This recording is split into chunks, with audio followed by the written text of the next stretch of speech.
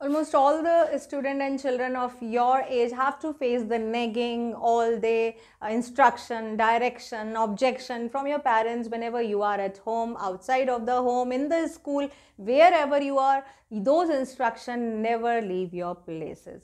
And आपको इन सब चीज़ों से बहुत ज़्यादा frustration होने लगती है कि what is this? I cannot do anything at my own, because this is the normal thing. It's a normal problem for this age group, especially for this age group children. So we are just going to portray one of the girl in the same condition like your in this poem that I'm taking today from your book First Flight, that is poem number 5, Amanda, written by Robin Klein. ठीक है, तो इसमें भी हम देखेंगे Amanda is the name of the girl.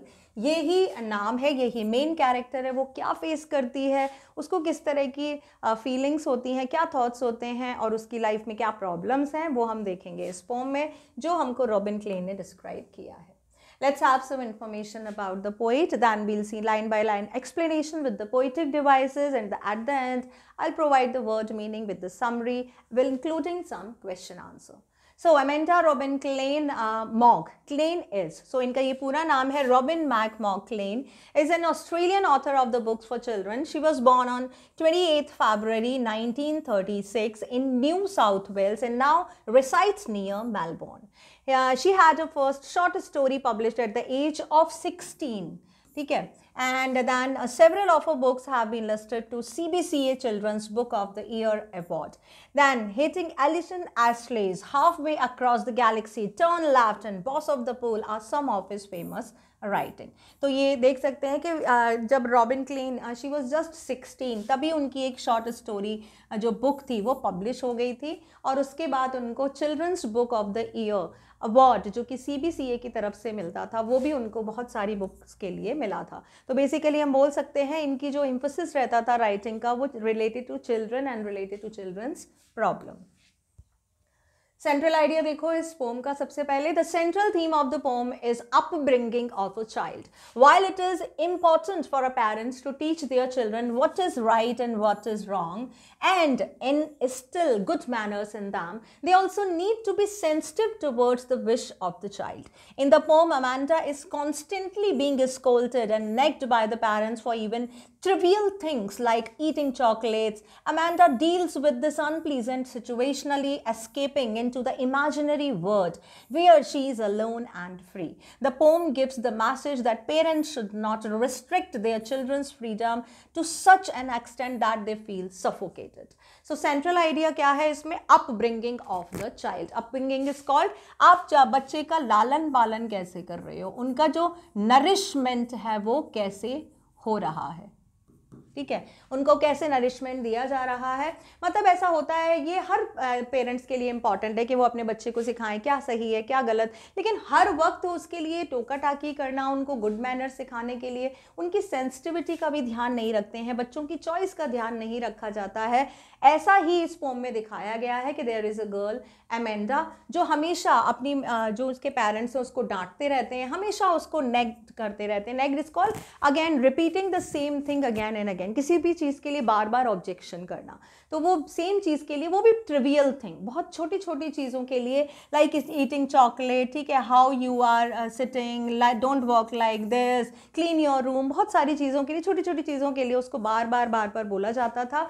Amanda इन सारी चीज़ों से कैसे डील करती है और उनसे बचने के लिए कैसे वो अपने इमेजिनरी वर्ल्ड में चली जाती है, वहाँ पर वो कैसा फील करना चाहती है जहाँ पे वो अकेली है लेकिन फ्री है, उसको अच्छा लगता है. ये एक पोम लास्ट में एक मैसेज भी देती है उन सभी पेरेंट्स को कि ठीक है, what ever is required you should teach your children, but उनकी फ्रीडम को, उनके सेंटिमेंट्स को, उनकी इमोशंस को इस तरह से रिस्ट्रिक्ट नहीं करना चाहिए कि वो सफोकेटेड फील करने लगें. ठीक है, तो ये एक सेंट्रल आइडिया है. Means it is very required for the children as well as for the parents.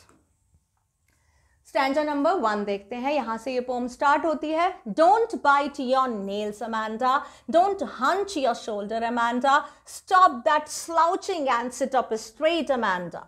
Now in 4 lines, first की 4 लाइन में ऑब्वियसली मदर अमेंडा, यहाँ पे जो मेन कैरेक्टर है वो कौन है? अमेंडा. अब अमेंडा यहाँ पे ये जो वर्ड है ये कौन बोल रहा है?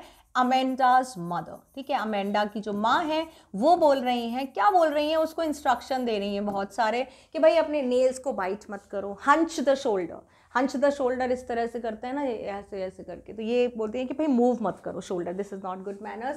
देन स्टॉप स्लाउचिंग, स्लाउचिंग इसको जब आप पसर के बैठ जाते हो, मतलब स्ट्रेट बैठो, ऐसे झुक के या पसर के इस तरह से मत बैठो। तो ये सारे इंस्ट्रक्शन वो दे रही हैं छोटी छोटी चीज़ों पे कि नेल बाइट मत करो, अपने शोल्डर्स को मूव मत करो, इस तरह से मैनेज्ड या अनएक्सेप्टेबल वे में मत बैठो, सीधे बैठो, स्ट्रेट बैठो अमेंडा।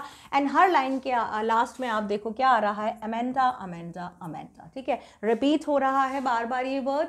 नाउ नेक्स्ट लाइन में हम देखते हैं, there is a language emerald sea where the sole inhabitant is me, a mermaid drifting blissfully.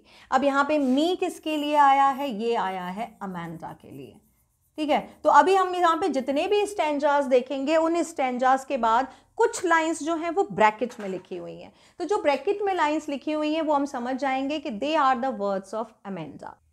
तो जो स्टेटमेंट्स हैं उनके जो स्पीकर हैं वो अभी कौन है, अमेंडा की मदर, और यहाँ इन लाइंस का जो स्पीकर है वो अमेंडा है। अमेंडा क्या सोच रही है कि वहाँ पर एक क्या है, लैंग्वेज, लैंग्वेज एमरल्ड सी है। नाउ लैंग्वेज आप बोल सकते हो एकदम रिलैक्स्ड, एकदम कंफर्टेबल एंड काम विदाउट एनी नॉइज।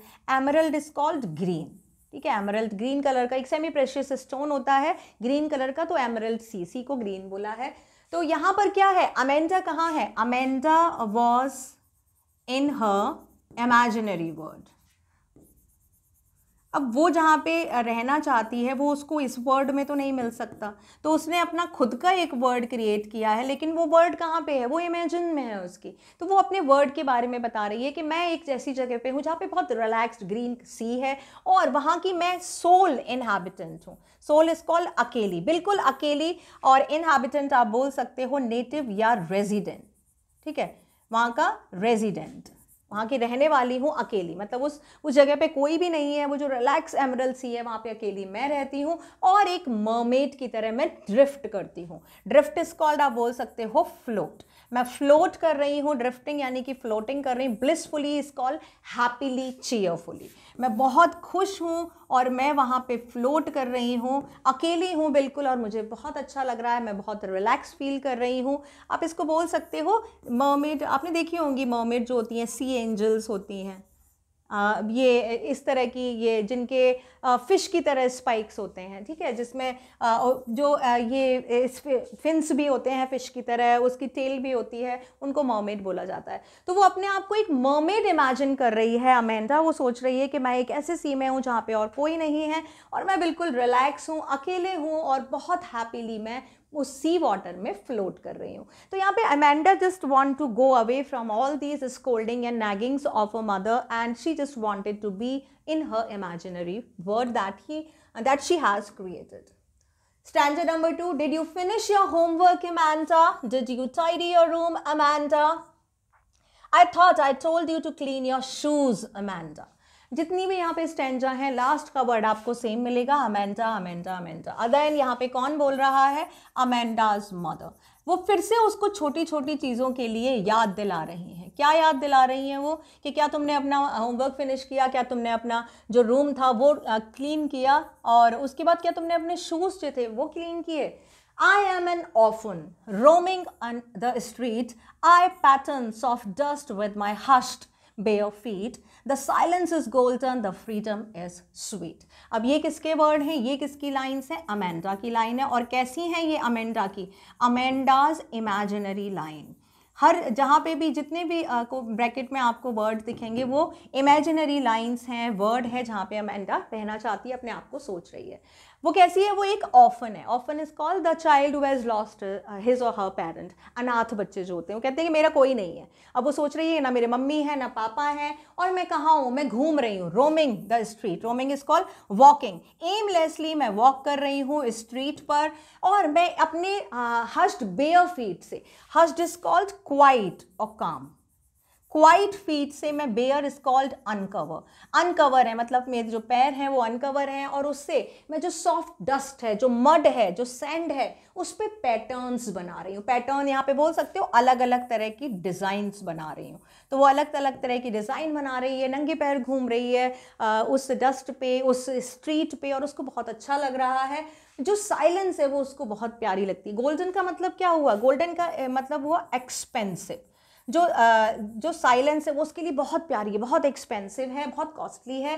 फ्रीडम कैसी है? उसकी बहुत प्यारी है, स्वीट है। उसको दो चीज़ें मिली हैं यहाँ पे अपने इमेजिनरी वर्ड में, एक साइलेंस मिला है और एक फ्रीडम मिला है, जो उसको इस रियल वर्ड में नहीं मिल पा रहा है। That's why she just wanted to be in her own imaginary word. I hope stanza number 2 is clear. Now stanza number 3. Don't eat that chocolate, Amanda. Remember your acne. Will you please look at me when I'm speaking to you, Amanda? Again, last line Amanda, Amanda and Amanda. अब यहाँ पे फिर से mother बोल रही है कि भाई ज़्यादा चॉकलेट मत खाओ, ज़्यादा चॉकलेट खाओगी तो क्या होगा? तुम्हारे एक्ने हो जाएंगे. Acne is called pimples.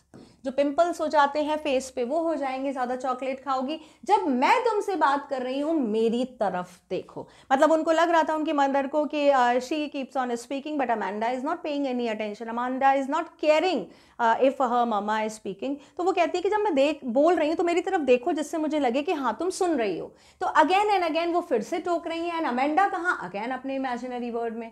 वो क्या बोलती है? I am a Rapunzel, I have not a care, life in the tower is tranquil and rare, I certainly never let down my bright hair. अब यहाँ पर क्या बोल रही है? आई कौन है यहाँ पे? Again Amanda. अमेंडा बोल रही है, वो फिर से अपने इमेजिनरी वर्ड में चली गई है. वो कहती है मैं रपुंजल हूँ. Now Rapunzel is a character of the Disney movies. Disney character है रपुंजल के.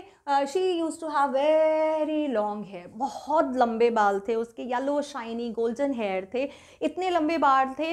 जो रपुंजल थी वो रहती थी बहुत ऊंचा रहती थी, टावर में रहती थी अपनी स्टेप मदर के साथ. And she was not means she was instructed to be there only. She was not allowed to go out from the tower because she was kidnapped by that lady to whom she used to be considered as a stepmother.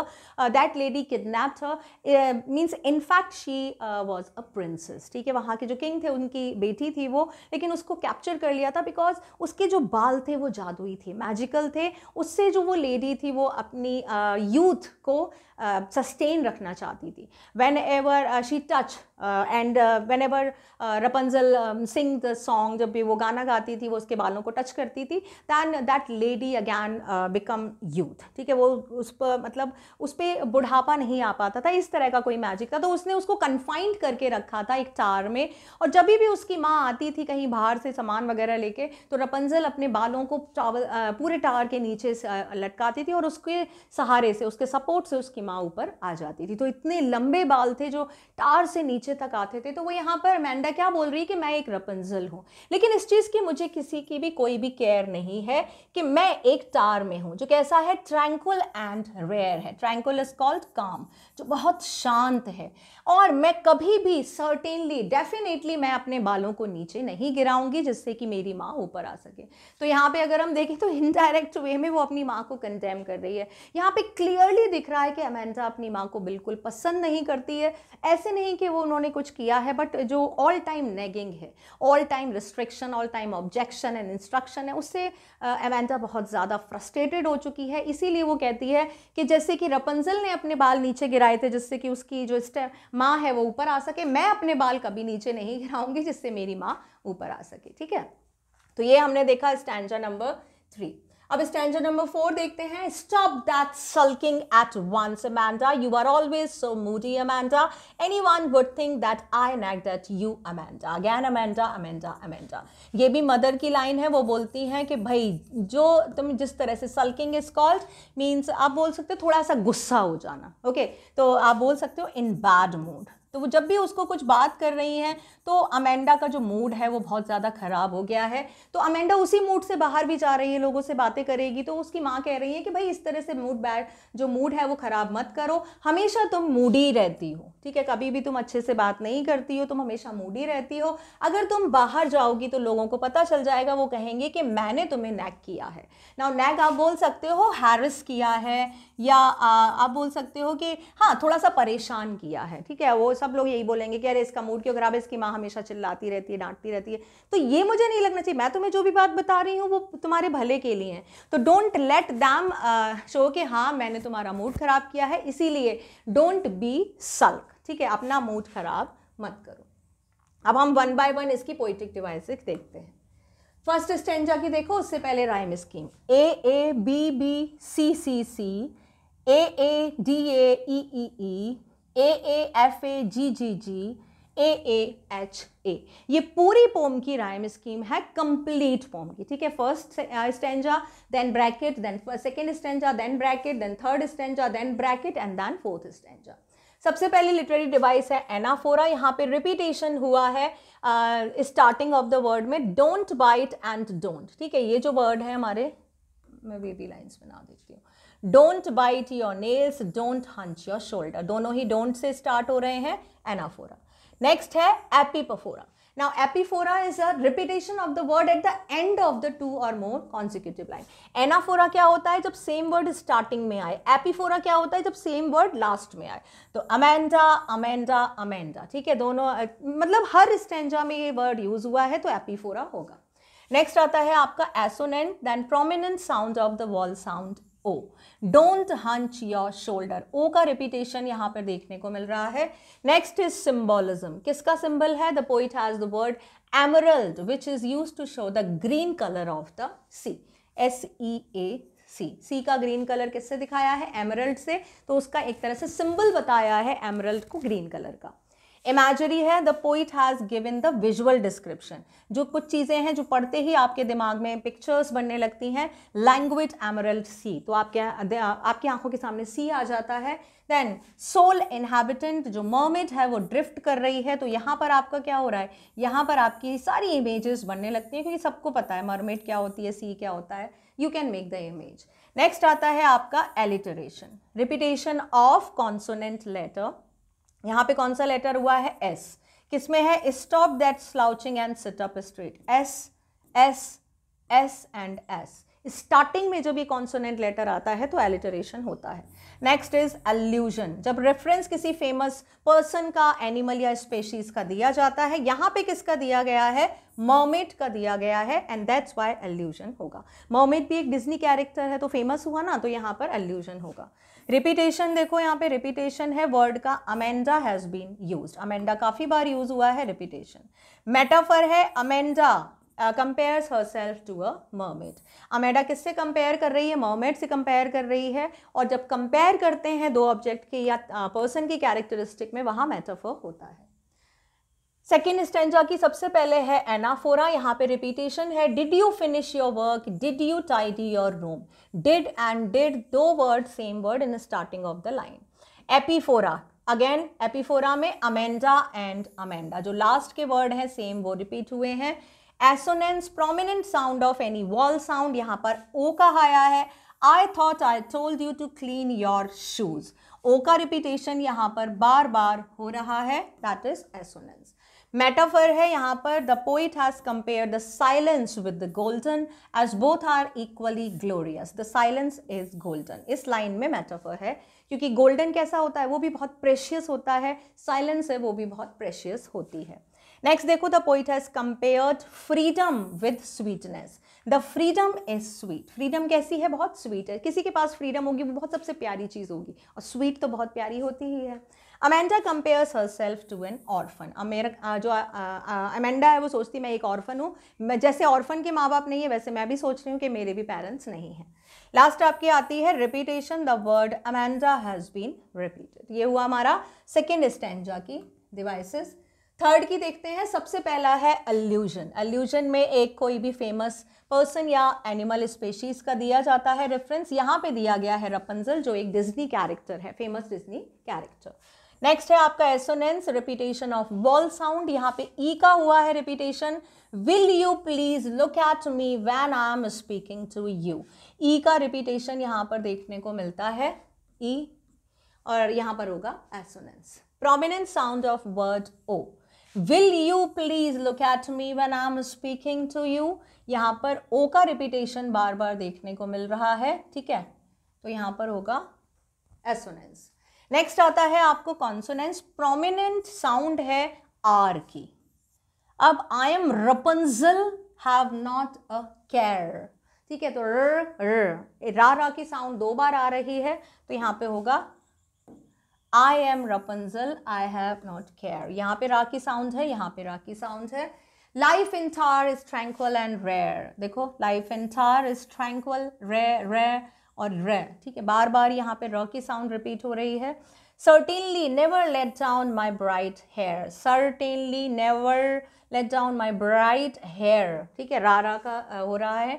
Next आता है आपका एपिफोरा। Consonants में sound कहीं भी आ सकती है, consider करेंगे, in the starting of the word, middle of the word, last of the word, कहीं भी आ रही हो कंसीडर करेंगे।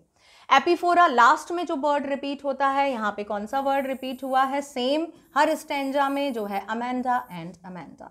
Repetition, the word Amanda is been used, then metaphor कहाँ पे है, Amanda compares herself to Rapunzel. तो ये हमारी स्टैंजा नंबर 3 की हुई। स्टैंजा नंबर 4 की देखते हैं। सबसे पहली है alliteration, repetition of consonant letter जो है S, stop that sulking, S and S. Next है एपिफोरा, लास्ट का वर्ड रिपीट हुआ है जो क्या है, अमेंडा एंड अमेंडा, ठीक है ये। एंड जो लास्ट में है repetition, that is same repetition of word Amanda. I hope these explanation and poetic devices are clear. Let's move on to some question part of this poem. There is a languid emerald sea where the sole inhabitant is me, a mermaid drifting blissfully. Why are these lines given within the brackets? Because these are told by Amanda, and Amanda is not directly speaking to her mother. She was imagining, right? Give the word from the passage which means free, flowing act of going with the motion and force. ये word है आपका drifting, आराम से तैरना। What is the role of the mermaid here? Mermaid का क्या role है? जिस तरह से mermaid comfortably, without any tension, without any care, blissfully, happily वो float कर रही है, same वैसे ही Amanda उस happily, without any care, freedom से वो float करना चाहती है। Which word in the extract means opposite of sorrowful? Sorrowful का opposite क्या हुआ? Blissfully. Sorrowful is called to be in sorrow. Blissfully is called to be happy. I am an orphan roaming the street, a patterns of dust with my hushed bare feet. The silence is golden, the freedom is sweet. How come silence is golden? Silence कैसे golden है? Silence is everything. Means अगर if you are silent means you are away from so many fights and or this arguments, and that's why it is golden. It is expansive. Synonym of roaming. Synonym of roaming का क्या मतलब होगा? Roaming का कोई synonym हमको देना है जिसका मतलब है walking, ठीक है? Walking without aim. बस घूमते रहना। What is the Amanda up to in this stanza? यहाँ पर इस stanza में up to this stanza वो कहाँ पर है? ऑर्फन है जो कहाँ रहना चाहती है, साइलेंस में रहना चाहती है, और वो क्या कर रही है, वो पैटर्न बना रही है सॉफ्ट डस्ट पे, बेयर फीट वो घूम रही है वहाँ पर अपनी स्ट्रीट पर। What poetic devices is used in this stanza? कौन सी पोइटिक डिवाइस यूज हुई है यहाँ पर, वो हम देख सकते हैं, हम अभी पढ़ चुके हैं आई। अगर हम यहाँ पर देखें आई एंड आई ये दोनों ही रिपीट हो रहे हैं, तो सबसे पहले तो यहाँ पे हो जाएगी आपकी एनाफोरा। एनाफोरा रिपीट हुआ है, उसके बाद यहाँ पर ओ साउंड रिपीट हो रही है बार बार, ये देखो ओ और ई दोनों ही साउंड यहाँ पर रिपीट हो रही हैं बार बार। ए भी साउंड रिपीट हो रही है यहाँ पर, ये वॉल साउंड रिपीट हो रही है, तो यहाँ पे कौन सा हो जाएगा आपका एसोनेंस। एसोनेंस लिटरेरी डिवाइस भी है। उसके बाद आई एम एन ऑर्फन, वो अपने आप को ऑर्फन से कंपेयर कर रही है, तो यहाँ पे मेटाफर भी हो जाएगा, ठीक है। Dust with my hushed bare feet, the silence is golden. Again metaphor इस लाइन में भी है, the silence is golden, the freedom is sweet. यहाँ पे देखो द और द दो बार रिपीट हुआ है, यानी कि यहाँ पे रिपीटेशन भी होगा। और भी बहुत सारी हो सकती हैं, यहाँ पे एलिटरेशन हो सकता है, कॉन्सोनेंस हो सकता है। You can take out and write more literary devices, और भी ज़्यादा लिख सकते हो। Stop that sulking at once, Amanda. You are always so moody, Amanda. Anyone would think that I nagged you at Amanda. Is Amanda really sulking? Yes. Amanda is sulking. Why does the speaker care for others? जो speaker है, speaker कौन है? Mother है, ठीक है, mother है, वो care for others क्यों कर रहे हैं? क्योंकि उनको लगेगा, उनको ये लग रहा है कि दूसरे सोचेंगे कि उसकी जो मदर है उसको हमेशा हैरेस करती है, नेग्ट करती है, जो उसके लिए अच्छा नहीं है। जबकि एज अ कॉन्ट्रास्ट अमेंडा को वो सिर्फ जो ज़रूरी इंस्ट्रक्शन है वही दे रही है। Give the word from the passage which means same as unstable. Unstable क्या चीज़ है जो इसमें they had, that's a name.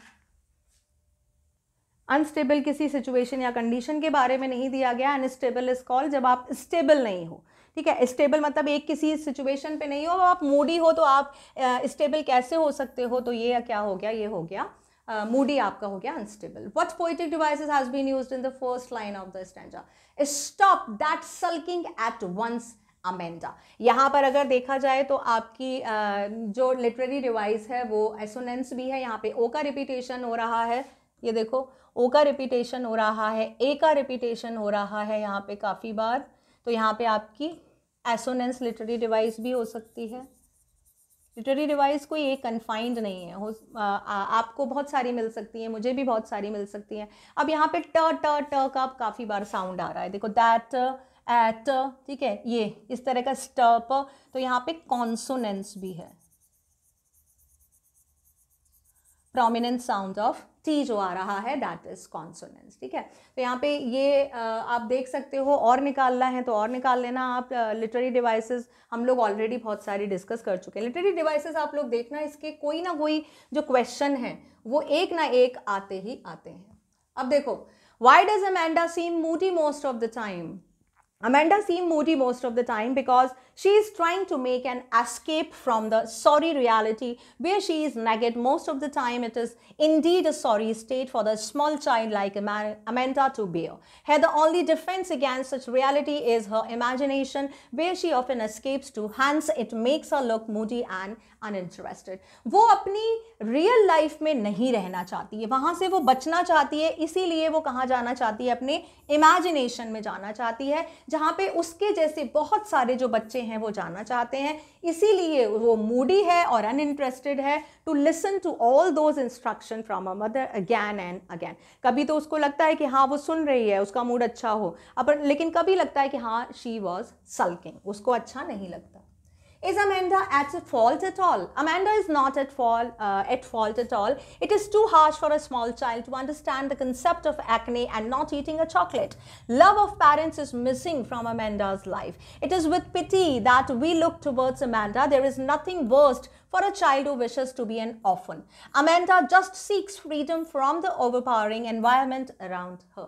Amanda की इसमें कोई भी गलती नहीं है। वो अभी एक बच्ची है जहाँ पर उसको बहुत ज़्यादा हार्श ट्रीटमेंट दिया जा रहा है। उसको नहीं पता है कंसेप्ट क्या होता है एक्ने का, कि किस तरह से जो चॉकलेट्स हैं बहुत ज़्यादा स्वीटन या ऑयली एलिमेंट जब जाता है आपके पोर्स में तो दैट कैन क्रिएट और that can comes up in the form of the acne, ठीक है। बहुत ज़्यादा मीठा या ऑयली खाने से उसको नहीं पता, वो अभी बच्चे वो समझ रही है। उसको सिर्फ अपनी टेस्ट बड्स पे इंटरेस्ट है, उसको अच्छा लगता है चॉकलेट खाना, वो खाती है, लेकिन हमेशा उसको इस तरह की नैगिंग झेलनी पड़ती है। अमेंडा की लाइफ में उसके पेरेंट्स का अफेक्शन या लव नहीं है जिसको वो मिस करती है, और ये बहुत ज़्यादा पिटीफुल चीज़ है, बहुत पुअर चीज़ है जो हमको अमेंडा की तरफ देखने को मिलती है कि वो अपने आप को कैसा समझती है, ऑर्फन। मतलब उसको अपने पेरेंट्स इतने ज़्यादा बोलना चाहिए ऑब्जेक्शनेबल लगने लगते हैं कि she just did not want to include them in her life. इतने ज़्यादा परेशान हो गई है, इतनी ज़्यादा फ्रस्ट्रेटेड हो गई है, अभी वो छोटी है, उसके बावजूद भी she just wanted to be an orphan. तो ये बहुत ज़्यादा पिटीफुल चीज़ है। अगर हम देखें वो क्या ढूंढ रही है, सीक्स, या आप बोल सकते हो सर्चेस, वो किस चीज़ के लिए ढूंढ रही है? वो उसको चाहिए फ्रीडम चाहिए, उसको जो ओवर पावरिंग एनवायरनमेंट है उससे बाहर निकलना है, एस्केप होना है, और बार बार वो कहाँ चली जाती है? अपने इमेजिनरी वर्ल्ड में। Long question देखो, how does Amanda tackle the nagging nature of her parents? Explain with example from the poem that values does it portray about Amanda. जहाँ पे ये आ गया example from the poem, try to write the text line from the poem or chapter. लिखना ही लिखना है, you can grab the full marks. Amanda is a small girl who is termed as moody for her careless behavior. She is told not to eat her nails and sit in a proper position. Further, she is asked about cleaning her room and finishing her homework, to which she eats and reacts, being often roaming in the street, making patterns with her bare feet. Amanda faces the heat for eating a chocolate which had once caused her acne. She takes the form of Rapunzel and wishes to live on the top of the tower, away from everyone in her imagination. Amanda's parents are upset over her behavior and casualness, but she stays in her own world. All these portray Amanda in a positive light, while parents in a negative light. तो यहाँ पे बताया गया है जितनी भी चीज़ें हैं, देखो फर्स्ट स्टैंजा की आपने लिख दिया, सेकंड थर्ड जितने भी चीज़ें थी वो हमने सब एक्सप्लेन कर दी. If you want you can write exact text line, आप वो भी लिख सकते हो, नो प्रॉब्लम. उसके बाद उसको एक्सप्लेन कर दो. तो यहाँ पे सारी चीज़ों के बारे में बताया गया है कि कैसे वो अपने नेल्स बाइट करती है, सिटिंग पोजीशन में नहीं बैठती है प्रॉपर, क्लीन नहीं करती है अपना रूम, अपना होमवर्क नहीं करती है, चॉकलेट खाती है जिसकी वजह से उसके एक्ने हो गए हैं. और इन सभी चीज़ों से बचने के लिए sometimes she roams on the soft dust with the bare feet, or sometimes she just wanted to be a mermaid, sometimes she just wanted to be a Rapunzel and want to live on the top of the tower जहाँ पे कोई भी नहीं है. Emerald Sea में भी वो अकेली है, जहाँ वो रोम कर रही है स्ट्रीट में तब भी वो अकेली है, जब वो टावर पे रपंजल की तरह रह रही है तब भी वो बिल्कुल अकेली है. मतलब वो अलोन रहना चाहती है. शी जस्ट वांटेड फ्रीडम, कि वो जो चाहती है अपने हिसाब से कर सके. ये जितनी भी चीज़ें हैं वो पोर्ट्रे करती हैं कि अमेंडा एक पॉजिटिव लाइट में रहना चाहती है, जो कि फ्रीडम, ठीक है, फ्रीडम हुआ, लिबर्टी हुआ, साइलेंस हुआ, ये सारी चीज़ें पॉजिटिव हैं. और अगर हम यहाँ पर देखें, parents they are scolding, they are nagging, ये सारी चीज़ें ओवर पावरिंग, ये सारी चीज़ें नेगेटिविटी की तरफ ले जाती हैं. तो यहाँ पर अगर आप एक from the perspective point of view अगर बच्चे की तरफ से देखोगे तो यहाँ पे Amanda must be shown in the positive phase and her parents in negative phase. At last, these are the word meaning. बहुत ज़्यादा नहीं है लेकिन हाँ न्यू vocabulary है that you have to go through. At last, this is the summary of this poem. With this, we have completed this poem here. I hope it is clear. Poetic devices की practice करनी है आपको खुद. Underline करो word. Try to find out and write the name of the poetic devices yourself.